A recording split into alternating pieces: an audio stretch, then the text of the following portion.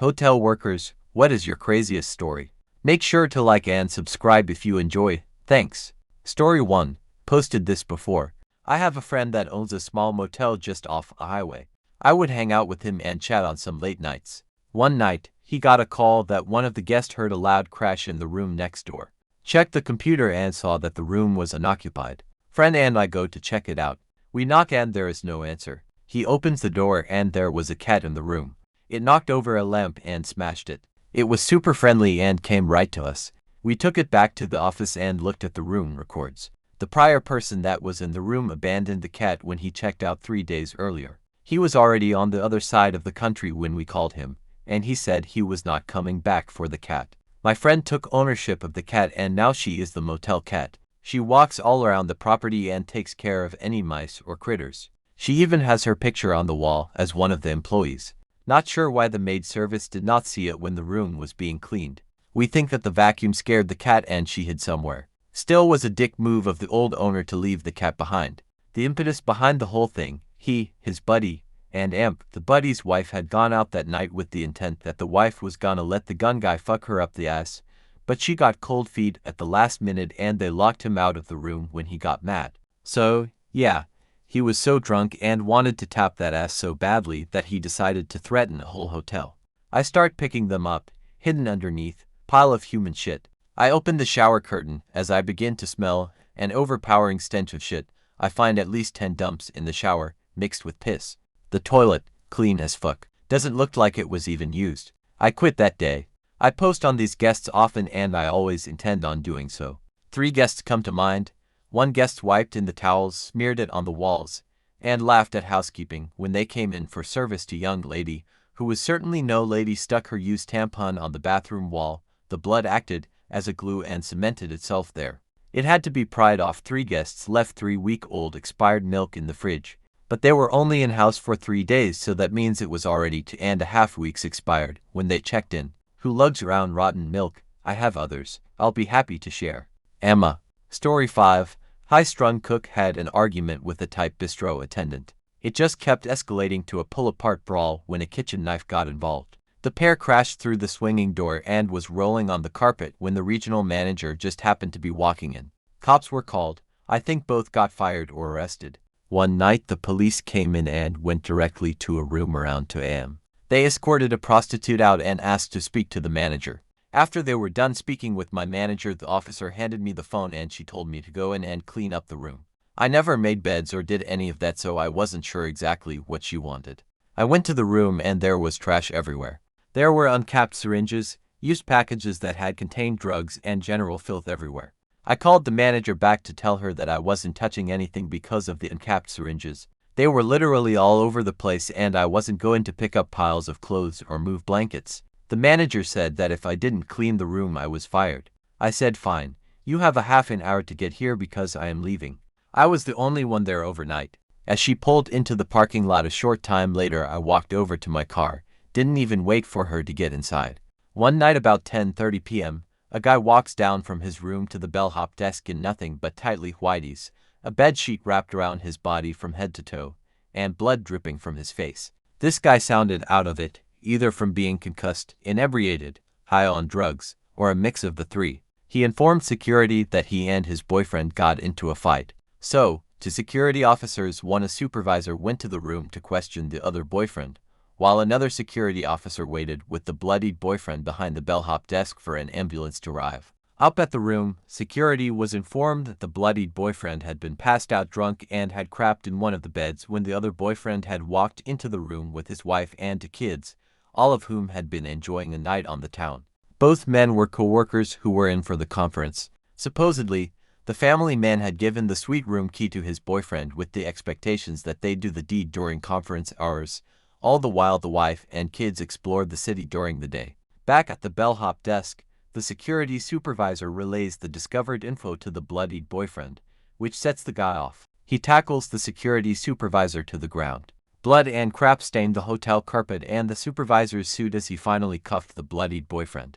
Cops are called, and the guy gets taken away before getting inspected by medics. The moral of the story: if you want to cheat on your wife with someone else in a hotel, do your business in the smaller, uglier room, and not the large, expensive sweet you share with your family. Tilder, family man catches inebriated boyfriend in crap-stained bed, kicks the boyfriend's half-naked ass, who then proceeds to get his half-naked ass kicked again by the security supervisor. It wasn't a short-term stay hotel but was built like one, and I was a doorman. I have a few stories from that place.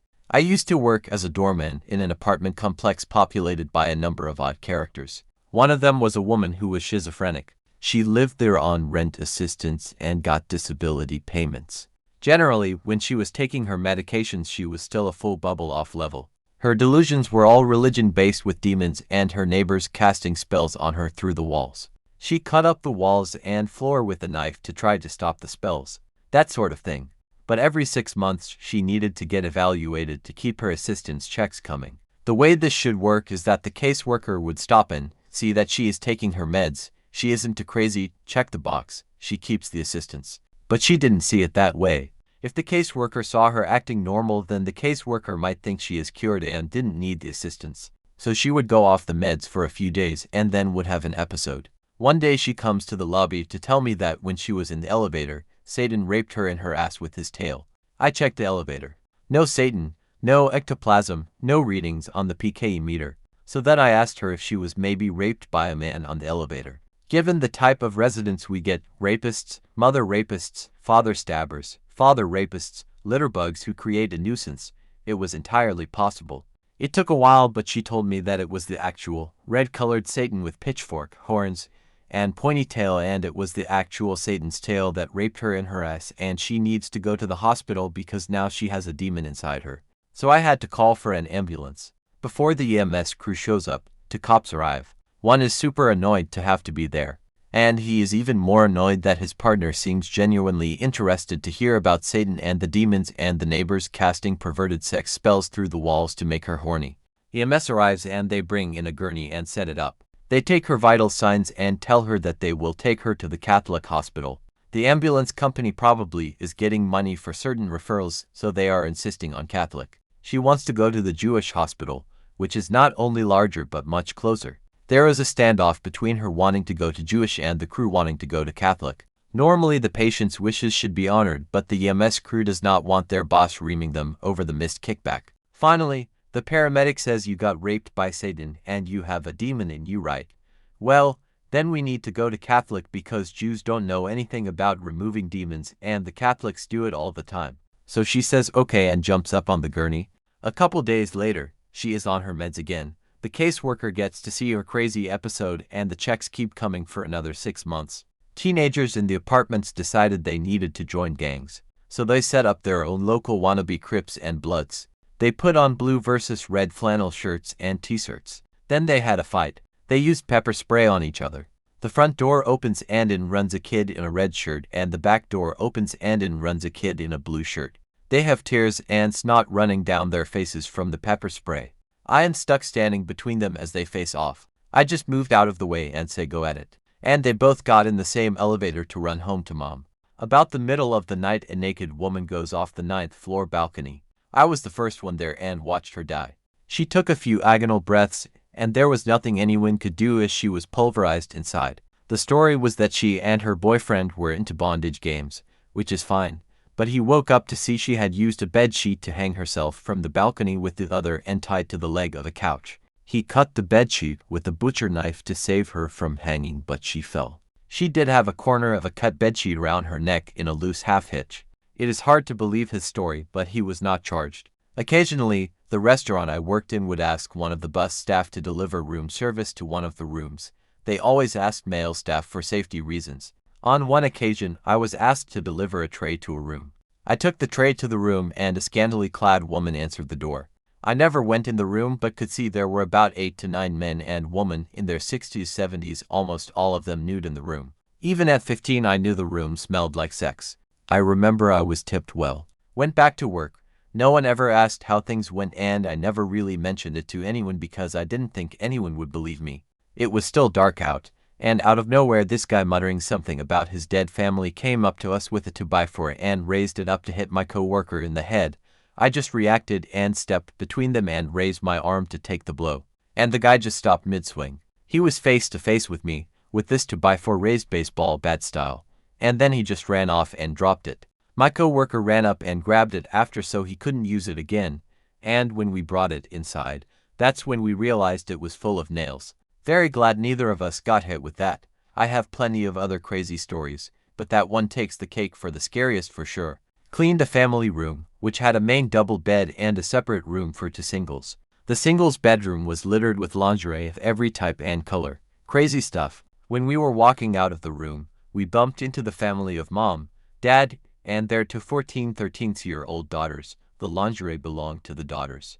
A woman got fired for pooping in the guest room. She got caught because the guest came back to the room and found her. Had a local rock star stay for a while. On their last night they trashed the room in ways that still amaze me.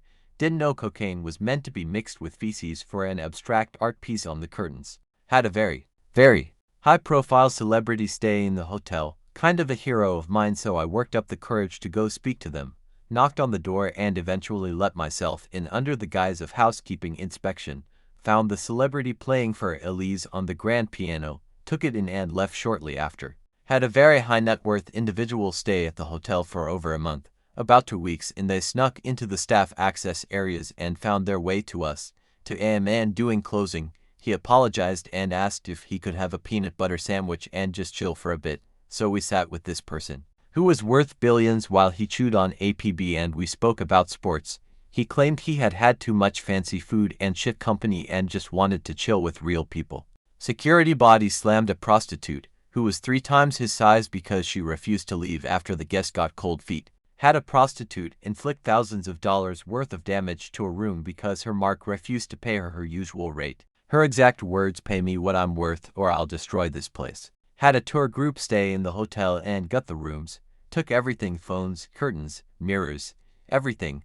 A piece of construction equipment failed and crushed a construction worker in front of a group of staff that reported to me. The hotel's response was to buy them McDonald's and tell them to sue about it. Many more. Hospitality is a fucking wild profession. Story 12. I don't think this is the most crazy, but I ended up getting hit on by a girl whilst on shift, flirting over the course of the week she was there. Ended up fucking her multiple times in her room on my night shifts. Would go on inspections just to see her. Let's just say, my manager caught on to these inspections and I got fired soon after. Hadn't even had my coffee yet. A woman came to the desk, visibly shaken. She tells me I can't find my husband. He's not in the room, and all his clothes are still there. He's a sleepwalker and am worried that he has wandered into another room. At this point I start to chuckle a bit to myself, but quickly stop with the thought of a screaming woman finding a naked stranger in her room. First thought is to check the CCTV. We head up to the first floor. Our CCTV is actually in the back of our linen storage, and I bring the woman with me. Not even sure why I did, probably because she wanted to come. Soon as I got the door open and the lights on, there was her naked husband sleeping spread across our bundled duvet covers, with one open half covering him. She woke him up, and of course he had no fucking idea where he was. She wrapped him up and took him back to bed. They checked out later, and the dude was bashful as hell. I told him not to worry about it as he gave me a great story to share, and let him know I would tell anyone who would listen. And I plan to. Story 14. One of my friends who runs events does a lot of business with hotels. He's always got stories of how hotels handle stuff, and it's insane what they go through. The one that sticks in my head is that some function had some huge event, not sure what for, but their main ceremony hired a stage magician. I'm not sure what they expected, but they got some guy who looked a lot like the Tim Burton version of Willy Wonka, long hair, a little effeminate, velvet suit, and very awkward. I am not sure what they asked him to do, but what he did on stage was very odd for a main ceremony. He did a few parlor magic tricks before going into a very long story about how he learned how to hypnotize people to do his bidding from some descendant prodigy of Franz Anton Mesmer himself. He claimed to have learned Sanskrit chanting or something from the wisdom of Himalayan monks, and to show his skill, he preferred young ladies in the audience. The people who hired him were immediately alarmed in the direction this was going, but were unable to make the immediate decision to stop whatever it was that he was doing via the classic bystander effect. Isn't someone going to say something? Is this part of the act? He's running long. Thankfully, it seemed all he wanted to do was standard hypnosis stage tricks, and if you have heard of some generic hypnotist act in TV sitcoms, that's all he did. When I snap my fingers, you think you are a chicken, etc. He was scheduled to do 15-minute segments, but after his first went into an hour before he gave the stage back, they asked him not to do part 2 because they were now way behind the schedule. But everyone was in a weird mood because a few coworkers had, for a few minutes, pretended they were chickens or whatever. I don't know exactly what he did. I am telling this secondhand. All I know is that he was already on thin ice. The worst part is the part that involved the hotel. The magician assumed, for some reason, that he could hang around and mingle with the rest of the crowd after the main ceremonies. There was more than one event at the hotel happening that night, and one was a prom or costumed cotillion for a young women's private school. Lot of teen girls in costumes and floofy dresses. The magician was seen mingling and flirting with these girls, and the chaperones came to the hotel to have him removed because he was being creepy. The hotel went to the group who had run the other function, but they said, "We're not in charge of him. Yes, we hired him, he did his weird thing, and he's not really with us as we're done." Everyone involved had a vibe this guy was super creepy, and the group was okay with the hotel telling him he had to leave. So the hotel went to this guy, and he at first said he'd go, but then didn't. So the hotel got forceful about it, saying that if he didn't leave, he was considered a trespasser. So he applied for a room at the hotel, so he wouldn't be a trespasser. They refused to give him a room, saying they received complaints about his behavior. Then, rather suddenly, he had a toddler-level meltdown at the front desk, threw himself to the floor, wailing in a high-pitched voice that he was being discriminated and his rights were being violated. Then the hotel had enough of this guy, and called security. Security was unable to deal with it, as he wouldn't get off the floor, and he was making a huge scene, so they called the police. The moment the police arrived, he got up and ran away, so the overweight and not very athletic cops chased him, but they lost him in the hotel for about an hour, until a chaperone from the cotillion said he was hiding under a catering table at their function, looking up girls' dresses. So the police went into there, and the guy ran out the fire exit, causing the alarm to go off. My friend who tells this story said the guy sprinted across the hotel parking lot without swinging his arms at all. They stayed pinned to his sides as he ran to the very edge of the parking lot near a patch of woods. When he retells this account, he shows what he means, and it's hilarious, like a prancing Irish step dancer running with unmoving arms. He assumed that, mere feet away from the hotel property, taunting that he was not trespassing and thus the police could not arrest him. His challenged assumption disintegrated when the out-of-breath police immediately tackled him. The cops hauled him into a squad car, while he wailed in tongues, saying he had cursed them all in accordance with his Himalayan street knowledge. Then they took him away, and no one knows what happened to him. She was nice, if not a bit quiet and guarded, but she'd leave for a while with the key to an empty room and come back. I didn't find out until my last day when someone showed me the account. I'm not judging. I may have done the same thing in my younger days. Story 17. Guest shredded the room and tried to escape through the ceiling. Story 18. My first job was houseman at a hotel. I was 14 and had the job of basic maintenance and that guy that would come plunge your toilet. I had to clean up poop and condoms. The worst were hockey teams. First things first, it was my very first day. My very first job. My first task was to vacuum the pool area. As I got started, a team of 16 to 17-year-olds came in. They were a volleyball team. They made me extremely nervous because every one of them was hot. I kept vacuuming and was pissed off because there was no suction, so I looked like an idiot. The whole time the hose had disconnected itself from the power head and was latched to my pants by my ankle. I did that for at least 20 minutes before realizing. They kept giggling, with me thinking they dig me, but no, I was vacuuming my ankle the whole time. A guy called from one of the executive suites saying his TV didn't work, so I went up there and pulled back the giant unit that held the TV, and behind it was a bunch of porn magazines. I'm 14, so this is huge for me. I said I have to take these to management. I ended up storing them in a storage unit with a bunch of toilet paper, towels, etc., and would go help myself whenever I wanted. I also found out that, while the hotel was 5 stories high, there was another set of stairs to go up to the roof. There was a nice landing at the top of those stairs, so I'd grab a blanket and pillow from said storage room and make my way up there and nap until my radio went off. I'd likely just have to plunge a toilet, then go get lunch or supper at cost, so 15 wings for $8, and they were huge. Good job, good times. Manager sucked though. Had a sommelier wine expert who worked in our restaurant, 50s, couple of kids, divorced, living in a ski town for the past 15 years. One night a guest came in, And over the course of about 2 hours, ordered around $6,000 worth of wine. He bought 32,000 bottles. Not totally unheard of in our fine dining restaurant, but not common either. Our sommelier sat down and drank all of it with him, getting absolutely hammered drunk, while running up a huge food tab again. Not uncommon for the som to have a glass of wine, but not 3 bottles. Overall bill was around $8,000 with tip, and my manager was stoked on the big sale. About an hour later, he's flipping out. Our som left with the guy to go get his CR. Manager has one of our bussers track the som down.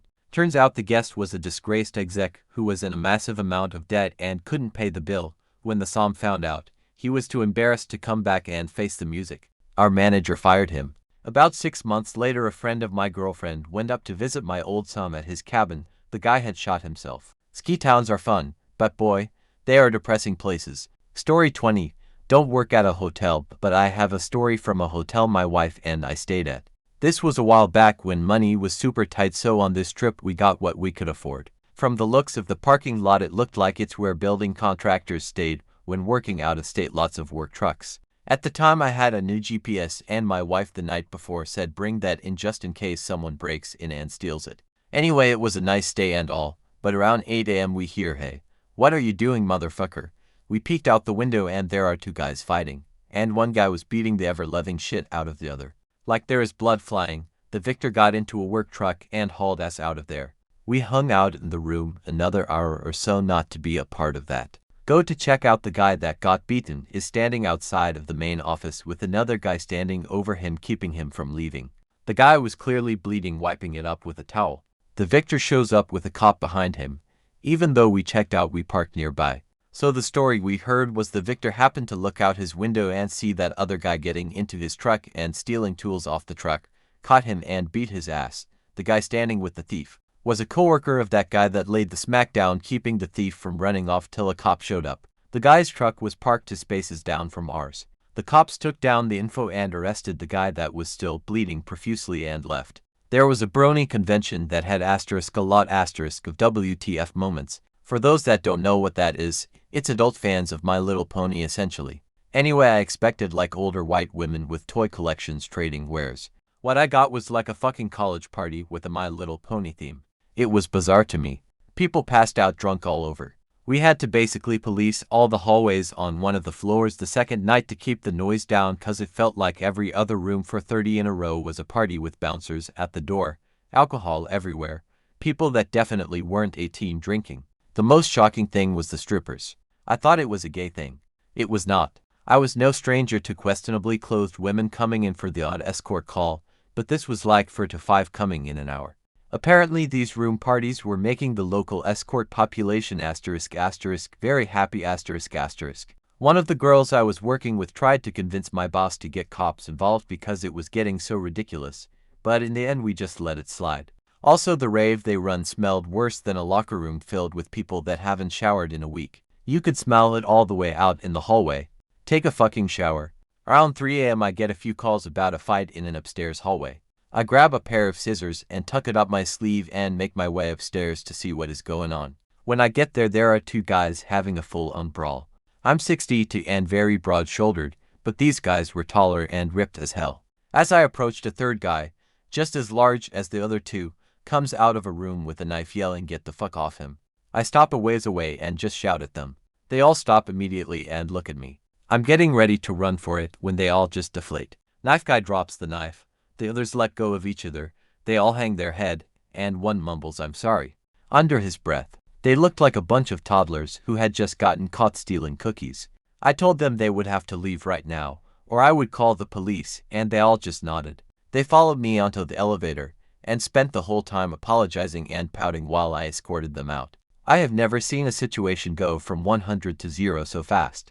One morning I was walking down a hallway with a room attendant's trolley and a guest comes to me trying to explain something, but we didn't speak the same language, making it awkward. He's still kinda talking to me in his language, but I don't understand his point.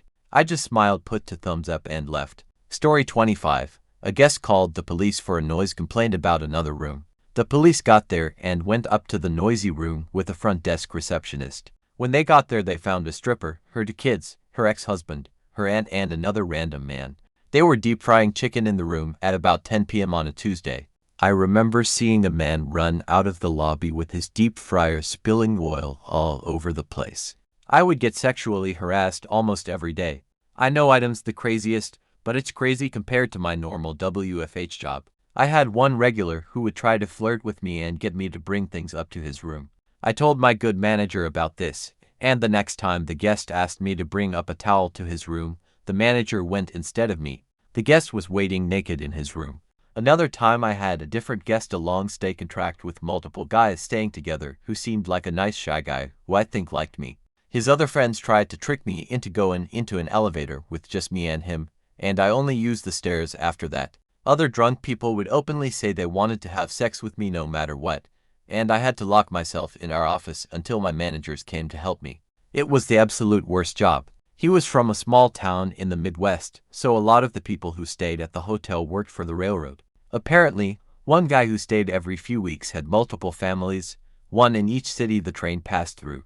Must not have found anyone in my dad's town yet if he was still staying at the hotel. Story 29. Our Talus from Prince. Story 30. I have the most boring one in the thread. One night when I was a doorman, concierge, I had to bring up luggage to a guest's room. I knock on the door and it's 3 guys and 1 girl in there. They have red Solo cups and the big-ass bottle of Grey Goose. He asked me to join them and I politely declined. He is persistent but I stood firm. I'm trying to excuse myself and he digs in his pocket to tip me but only has $100 bills. I say that's fine, don't worry, but he says no, don't go anywhere. Then he opens up the room safe and grabs a handful of candy and gives it to me with a wink. I thank him and Jitfo. In the elevator I got a closer look and realized it was a handful of Jolly Rancher candies with THC.